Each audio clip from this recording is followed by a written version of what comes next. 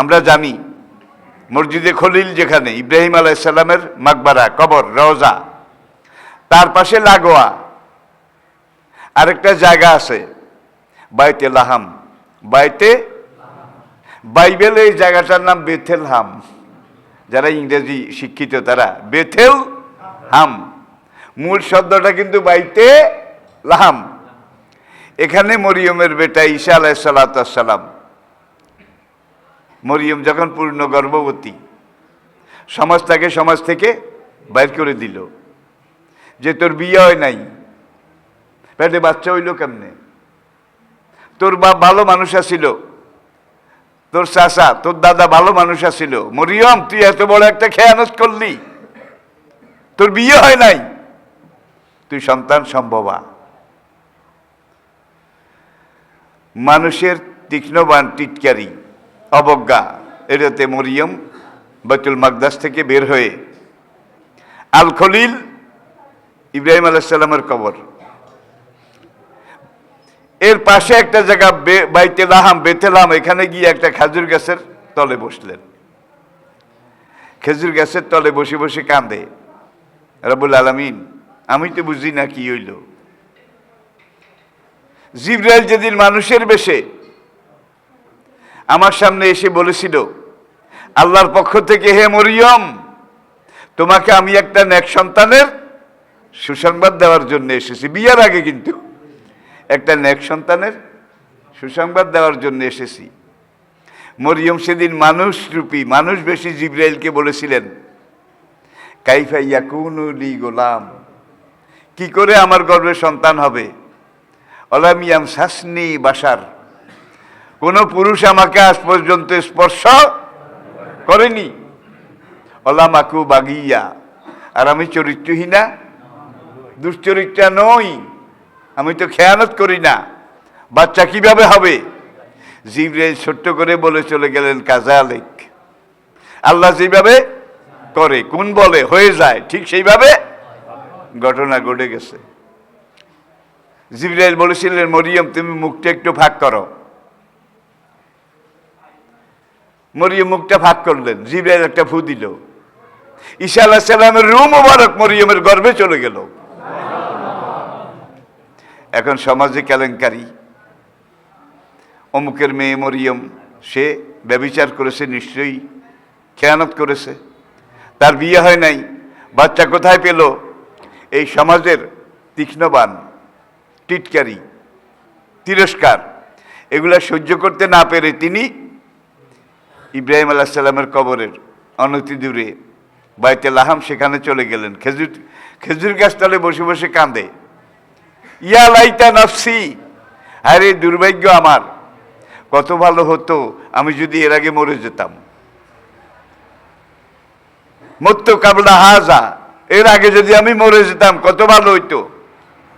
আজকে এই টিটকারি তীক্ষ্ণবাদ অবহেলা, এটার মধ্যে আমি কিভাবে থাকব? তিনি কাঁদেন। আল্লাহ তখন জিবরাইল পাঠিয়ে মরিয়মকে বলেন, লা তাখাফি ওয়ালা তাহজানি, মরিয়ম ভয় পেও না, চিন্তিত হইও না। সারা রাত তুমি কেঁদেছো, এখন শেষ রাত, কাঁদতে কাঁদতে তোমার গলা শুকিয়ে গেছে, তুমি পেরেশান হয়ে গেছো। অহুজি এলাইকে বেজেজিন নাখলাতে তুষাকেত আলাইকে রোতাবান জানিয়া, কয় তোমার মাথার উপরে একটা খাজুরের ডাগা আছে নাগালের মধ্যে, এই ডাগগাটা একটু লাড়া দাও। মরিয়ম লাড়া দিলেন, পাকা পাকা খেজুর টপ টপ করে সামনে একবার স্তূপ হয়ে পড়ল। আল্লাহ কয়, কুলি মরিয়ম খেজুর খাও। দেখছেন, মরিয়ম খেজুর খাও, তোমার পায়ের কাছে আমি আল্লাহ একটা ঝর্ণা জারি করে দিয়েছি, এই ঝর্ণা থেকে পানি পান করো, পেট ভরে খাও। এই খেজুর খাওয়া, ঝর্ণার পানি খাওয়ার পরে ঈসা আলাইহিস সালাম সেখানে জন্মগ্রহণ করলেন। মরিয়ম বাচ্চা কোলে করে কাঁদে। একটা হইল সদ্য জন্ম নেওয়া বাচ্চার রূপ, এইটার উপরে আলাদা নবুয়তের একটা রূপ আছে কিনা, ঝলক আছে কিনা, শান আছে কিনা বলেন? আরে সোনার চেরাগ, এত সুন্দর বাচ্চা তো দুনিয়াতে কোনোদিন কারো গর্ভে জন্ম নিতে আমি দেখি নাই, কিন্তু সময়টা তো বিভ্রাট। এই বাচ্চা নিয়ে আমি সমাজে কিভাবে যাব? সমাজ তো আমাকে মেনে নেবে না। ইস, সমাজ তো আমাকে মেনে নেবে না, আমি কি করব? এখন বাচ্চা কোলে করে কান্দে, নিজেও খাইছে, বাচ্চারাও স্তনের দুধ খাওয়াইছে, রাত পোহায় গেছে। এখন দিনের বেলা মানুষ এসে দেখে যদি মরিয়মের কোলে বাচ্চা, তাইলে ইন্টারনেট শুরু করব কি? তাইলে কত রকমের অপমান শুরু করবে। মরিয়ম আবার কান্দে, আল্লাহ লা তাখাফি ওয়ালা তাহজানি, মরিয়ম কান্দিস না, পেরেশান হইস না, বাচ্চা কোলে লও। বাচ্চা কোলে লইছে, আল্লাহ খাড়া, দেখছেন নি? কোলে লই খাড়াইছে, এইবার ঘরে ফিরে যা। মরিয়ম হাউমাউ করে কান্না শুরু করলেন। যেখানে বাঘের ভয়, আমি যেই গ্রামবাসীর ডরে জঙ্গলে এসে পালিয়েছি, এখন বাচ্চা কোলে করে যদি যাই, তাইলে গ্রামবাসী এটাকে কিভাবে নেবে? কোনো কথা কইস না, যে যেই কথা বলে আমি আল্লাহ ফেস করব, আমি আল্লাহ মোকাবিলা করব। তোকে বলছি বাচ্চা নিয়ে যা, তুই যা, কথা শেষ। বাচ্চা কোলে করে যায়। আবার আল্লাহ বলে দিয়েছেন, কওমের লোকেরা যদি বেশি কটাক্ষ করে, গাল মন্দ বকাবকি করে, তুই বলবি যে ইন্নী নাজারতু লির রহমানে সওমান, আমি আজকে রহমানের নামে নফল রোজার নিয়ত করেছি। ফালাম উকাল্লেম ইনসিয়া, তোমরা 100 জনে 1000 কথাও যদি কও, আমরা রোজা রাখলে কথা বলাও হারাম, বলি ইসরায়েলের রোজা রাখলে কথা বলা হারাম ছিল। তুমি বলবে যে, মুখের দিকে দেখাবে, হাতে বলবে আইয়াম রোজাদার, আইয়াম, আমি একজন রোজাদার, আমি এখন কথা বলতে পারবো না। কওমের লোকেরা, বাচ্চারা, দুষ্টরা ঢিলা মারে, কেউ থুথু নিক্ষেপ করে, হতচ্ছাড়ি, পোড়া কপালি, কলঙ্কিনী, তুই আমাদের বংশে দাগ দিলি। মরিয়ম আল্লাহ দিলে শিখাই দিছে, টিটকারি আরো বাড়ছে। কয় পাপের সাক্ষী নিজের কোলে, আবার নফল রোজা রেখে বুজুর্গি দেখায়। এইভাবে যখন টিটকারি চতুর্দিক থেকে তীরের মতো আসা শুরু করলো, 2 ঘন্টা আগে যেই বাচ্চা জন্মগ্রহণ করেছে, আল্লাহ সেই বাচ্চার জবান খুলে দিলেন। এইবার কোলে থেকে ঈসা ধমাকায় বলে, হে আমার কওম, সাবধান, মুখ সামলায় কথা বলো। আমার মা কলঙ্কিনী নন, আমার আম্মা বিশ্বাসঘাতিনী নন, আমার আম্মা চরিত্রহীনা নন। ইন্নী ঈসা ইবনে মারইয়াম, আমি মরিয়মের বেটা ঈসা, আল্লাহর রহমত আমার কুদরতে মায়ের গর্ভে জন্মগ্রহণ করেছি। দেখছেন নি কারবার? এখানে আমরা থেমে যাই, আবার আমরা ইব্রাহিম আলাইহিস সালামের কাছে যাই।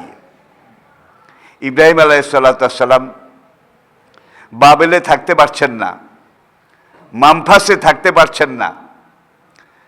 অপরাধ একটা, তিনি নিজেও আল্লাহকে মানছেন, মানুষদেরকে আল্লাহর দিকে ডাকছেন। এটাই কিন্তু ইবলিসের কোন যুগে সহ্য। আচ্ছা ভাই, কোরআনে আকিমিস সালাহ আছে না? আকিমিস সালাতা লিদুলুকি শামসে ইলা গাসাকিল লাইলি ওয়া কুরআনাল, আকিমুস সালাতা ওয়া আতুজ যাকাতা, সালাত আদায় করো, যাকাত দাও, আর কাউ রুকুকারীদের সাথে, উসজুদু আর কাউ ওয়াবুদু রাব্বাকুম আফালুল খায়রা লাআল্লাকুম তুফলিহুন। তাহলে আকিমিস সালাহ আছে। আদম, নূহ, ইব্রাহিম, ইসমাইল, মুসা, ঈসা, সকল যুগে সকল নবীর কাছে আমি আল্লাহ একটাই নির্দেশ পাঠিয়েছিলাম, আন আকিমিদ্দিন, তোমরা আমার জমিনে আমার দিন কায়েম করো, ওয়ালা তাতাফাররাকু ফিহি। সব নবীর দায়িত্ব ছিল আল্লাহর জমিনে আল্লাহর দিন কায়েম করা। আমি ইসলাম মানি, এই কথা বলা সহজ। আমি ইসলাম মানি, আমি ইসলাম কায়েমের জন্য ময়দানে নামবো, তাহলে কিন্তু ইবলিসের গায়ে জ্বালা শুরু হয়ে যাবে, ঠিক কিনা বলেন? এখন নামাজের কথা, আকিমিস সালাহ, এটার মধ্যে আমরা অনেকে আছি আলহামদুলিল্লাহ। আল্লাহ আরো সবাইকে এটার মধ্যে সামিল করুন। কিন্তু যদি বলা হয় হাকিমুদ্দিন, নামাজ যেমন ফরজ, দিন কায়েমের আন্দোলন ঠিক তেমন ফরজ, তখন মুসলমান পাক্কা নামাজি তাহাজ্জুদ গুজার কয় দেশ খারাপ, সময় খারাপ, জান বাঁচান ফরজ। বলে না বোধহয়? হ্যাঁ হ্যাঁ রে, তাইলে হাকিমের সালার মধ্যে আছে হাকিমের দিন হইলে ইট খাওয়া লাগে, পাটকেট খাওয়া লাগে, জেল খাওয়া লাগে, ঠিক কিনা বলেন? যার জন্য আজকে বর্তমান দুনিয়া, বর্তমান সময়, এটার দিকে তাকান। মুসলমান বিপুল সংখ্যক, খ্রিস্টান বর্তমান পৃথিবীতে 4.25 কোটি, 4.25 কোটি, আর মুসলমানের সংখ্যা 300 কোটি, 300 কোটি। তাইলে খ্রিস্টানের পরে সবচেয়ে বেশি যাদের সংখ্যা তারা মুসলমান। কিন্তু আজকে দুনিয়ার আপনি একবারে গোড়া মূল থেকে, শিকড় থেকে শুরু করে যদি দেখেন, প্রত্যেক দেশে শাসক আছে, আলখেল্লা আছে, রুমাল আছে, এন আবার বেড়াও আছে, কিন্তু ইসলাম কায়েম করো এই কথার মধ্যে কেউ নাই, ঠিক কিনা বলেন? তারাও নাই, আমরাও নাই, ওরাও নাই, তারাও নাই, সবাই ইসলামকে ছেড়ে দিয়েছে। এখন সবাই যখন ছেড়ে দিয়েছে, আল্লাহ বোধহয় চুপ করে থাকবে? ওই ইয়াকুমুনা দীনু লিল্লাহ, কিয়ামতের আগে পুরা দুনিয়া আমি আল্লাহ ইসলামের আওতায় এনে দেব। তাইলে আল্লাহ বোধহয় পারবে না? আল্লাহর কাম আল্লাহ কিভাবে করবে এটা আল্লাহ ভালো জানেন, ঠিক কিনা বলেন? এবারে আসুন, আমার পরে নবী বলছেন পূর্ণাঙ্গ ইসলামী খেলাফত থাকবে 30 বছর। ছিল কিনা? খোলাফায়ে রাশিদিন। সুম্মা তাকুনু মুলকান গাদ্দান, তারপরে খেলাফত চলে যাবে, খেলাফতের জায়গা দখল করবে রাজতন্ত্র। করে নাই বোধহয়? দেখেন কিভাবে মিলে যাচ্ছে। খেলাফত চলে গেছে, রাজতন্ত্র কায়েম হয়েছে। নবী বলেন কয়েকশো বছর রাজতন্ত্র থাকবে, কয়েকশো বছর, তারপরে রাজতন্ত্র চলে যাবে। সুম্মা তাকুনু মুলকান জাবাবেরা, রাজতন্ত্রের জায়গায় স্বৈরতন্ত্র বা স্বৈরাচার কায়েম হবে। এখন দুনিয়াতে কোনটা? রাজতন্ত্রের নামেও স্বৈরাচার, নির্বাচনের নামেও স্বৈরাচার, গণতন্ত্রের নামেও স্বৈরাচার, ঠিক কিনা বলেন? দেখেন বাংলাদেশের প্রেক্ষাপট, একদল ক্ষমতায় যায়, আরেক দল রাস্তায় স্লোগান দেয় কি? স্বৈরাচার, স্বৈরাচার, নিপাত যাক, নিপাত যাক। এরপরে যখন আবার এরা ক্ষমতায় যায়, ওরা নেমে আসে, তখন ওরা আবার এদেরকে স্লোগান দেয় স্বৈরাচার, স্বৈরাচার, নিপাত যাক, নিপাত যাক। তাহলে বুঝা গেল কুল্লুহুমু সাওয়া সাওয়া। সৌদিরা এই কথাটা বলে, কুল্লুহুমু, এরাও স্বৈরাচার, ক্ষমতায় যারা আছে, নিচে যারা স্বৈরাচারের বিরুদ্ধে স্লোগান দেয় এরাও স্বৈরাচার, এরা এক, ঠিক কিনা বলেন? তাহলে আমরা মাঝখান থেকে আমের আসার, আমরা মাঝখান থেকে আমের আসার, আমাদের মাথায় ভর দিয়ে, কান্দে পাও দিয়ে, তারপরে তারা পুরা দুনিয়া আজকে স্বৈরাচার চলছে। নবী বলেন স্বৈরাচারও বেশি দিন থাকবে না। পুরা দুনিয়ার বুক থেকে মাশরিক, মাগরিব, শিমাল, জুনুব স্বৈরাচার বিদায় হয়ে যাবে, বিলীন হয়ে যাবে। স্বৈরাচার বিদায় হওয়ার পরে সুম্মা তাকুনু খেলাফত আলা মিনহাজিন নবুয়ত, আমার খুন রাঙ্গা, দাঁত ভাঙ্গা, আমার রক্তে রাঙ্গা, আমার মাথার খুলি ভাঙ্গা কোরআনের পূর্ণাঙ্গ ইসলামী খেলাফত পুরা দুনিয়াতে কায়েম হবে।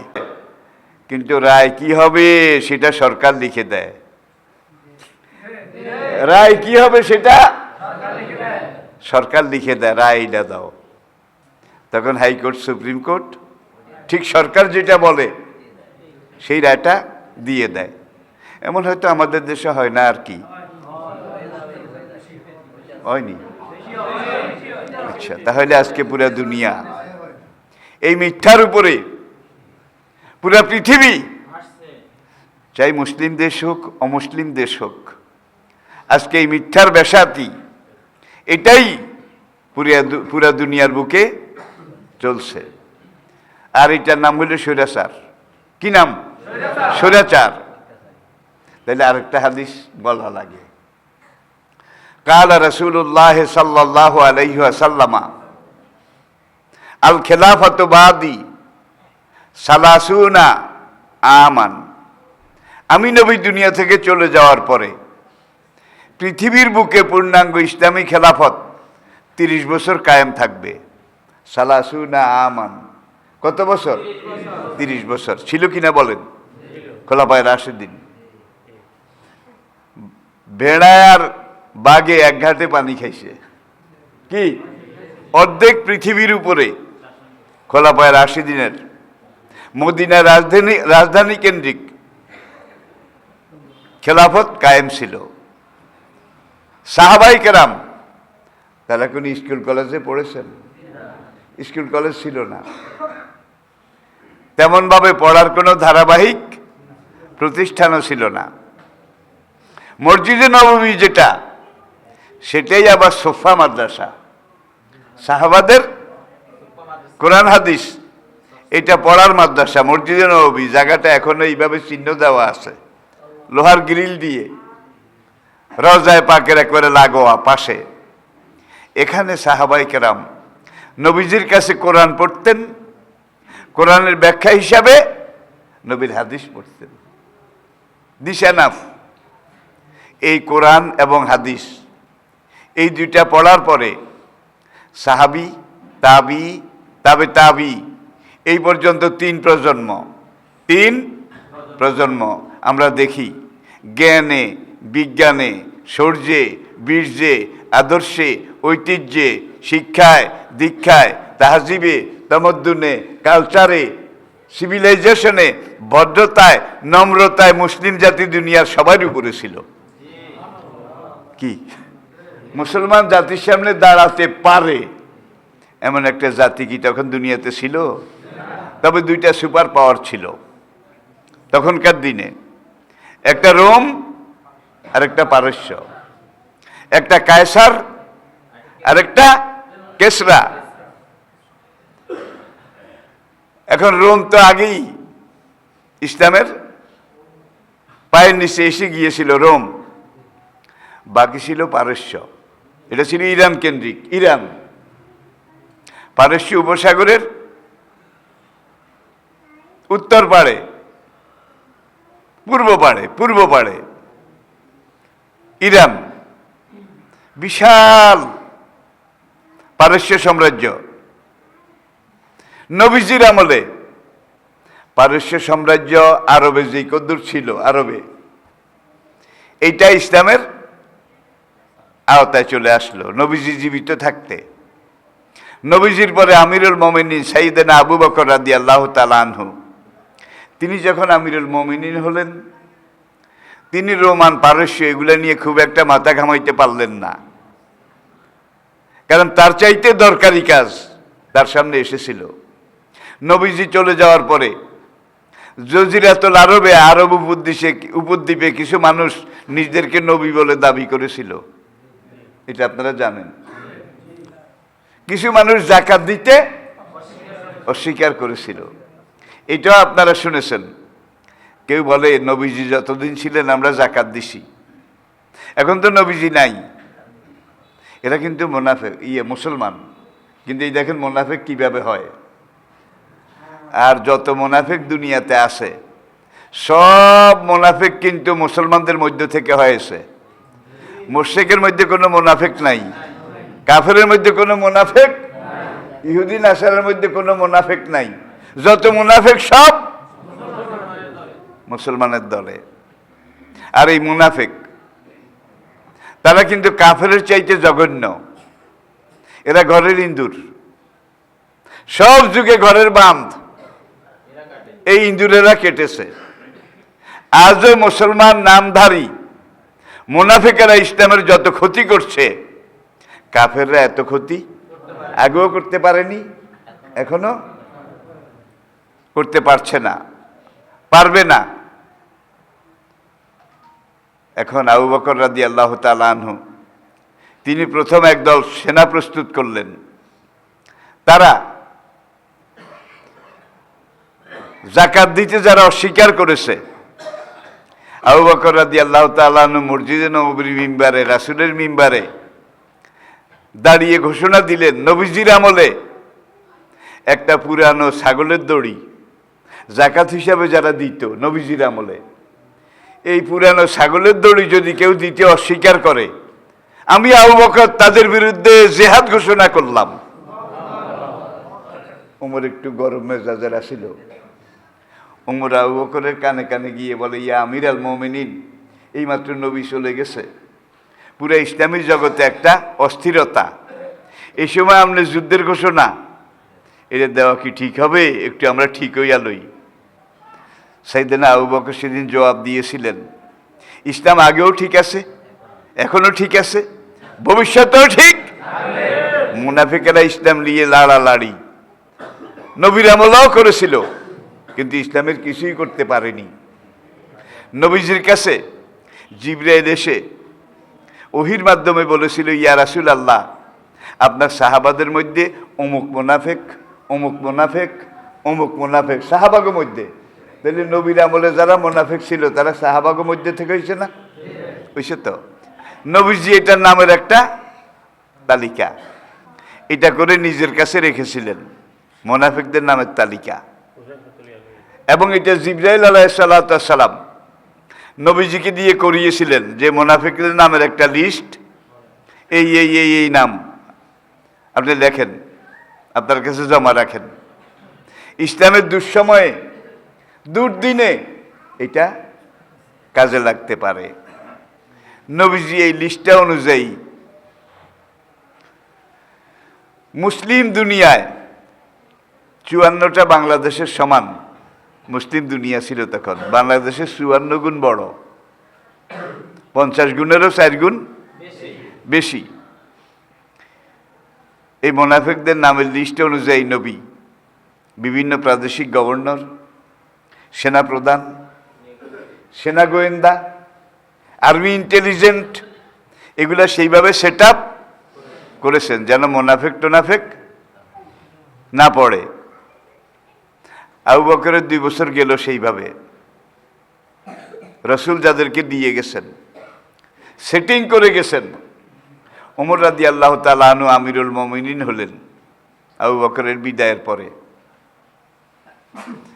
এখন মুসলিম দুনিয়ার সীমারেখা আরো দিন দিন বাড়ে, দিন দিন বাড়ে, দিন দিন বাড়ে। জজিরাতুল আরবের পুরা রোমান সাম্রাজ্য ইসলামের অধীনে চলে আসলো। ওমর রাদিয়াল্লাহু তাআলা আনহু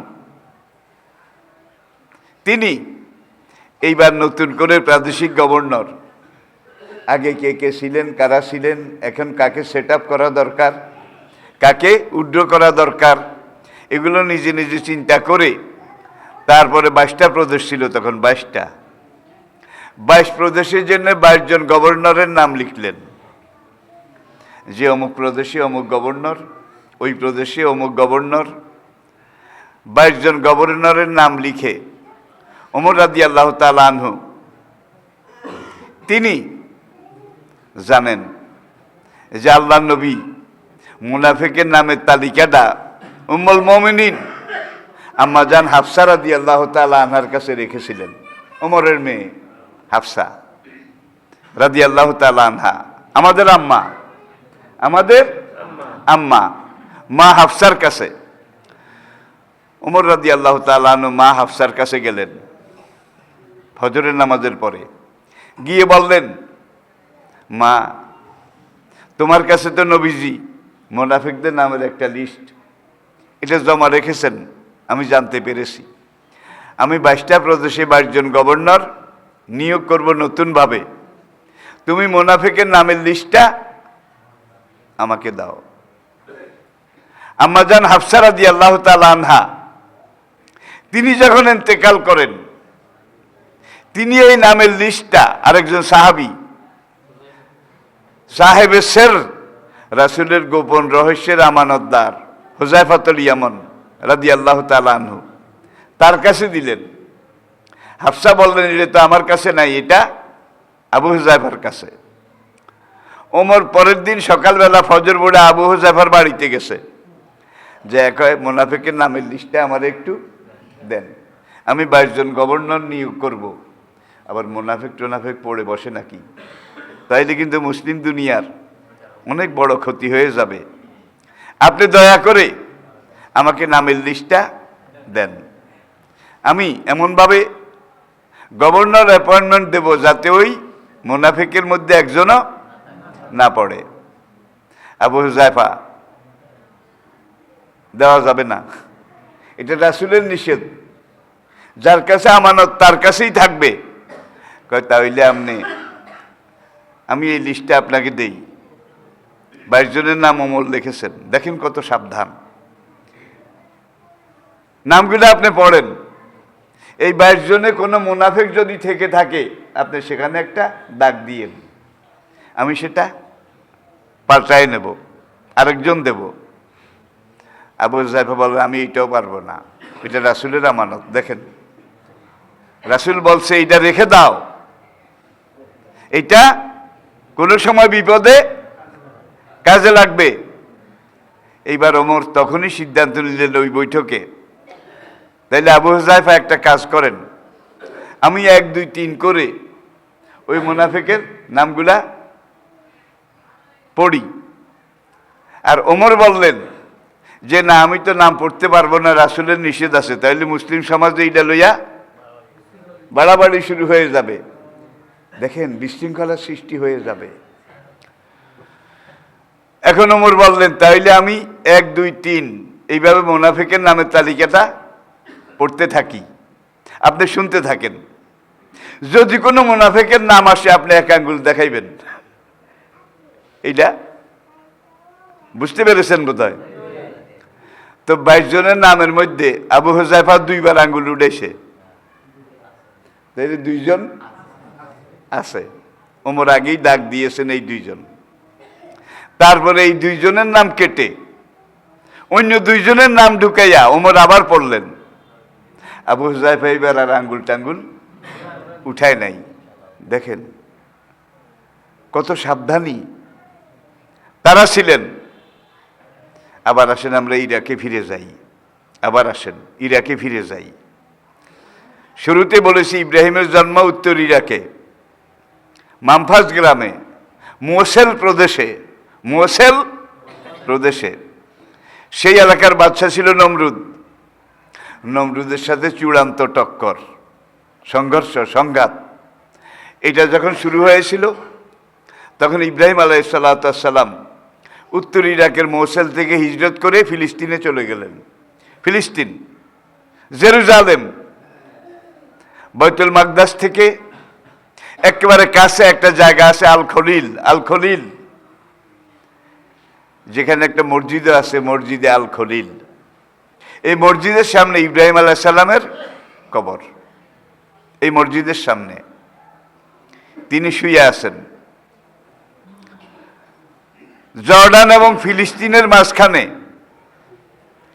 একটা এলাকা আছে, আই রিপিট, সৌদি আরবের জর্ডান, সৌদি আরবের উত্তর দিকে জর্ডান, উত্তর দিকে, আর জর্ডান থেকে অনতি দূরে বর্তমান ইসরায়েলের পাশে লাগোয়া আরেকটা জায়গা আছে ফিলিস্তিন। আর এই ফিলিস্তিনের ভিতরেই কিন্তু ইসরায়েল। এখন ইসরায়েল রাষ্ট্র যেটা, এটা ওদের না, এটা ফিলিস্তিনিদের রাষ্ট্র। এটা ফিলিস্তিনের জায়গা জোর করে তারা দখল করেছে। তারা জবরদখলকারী।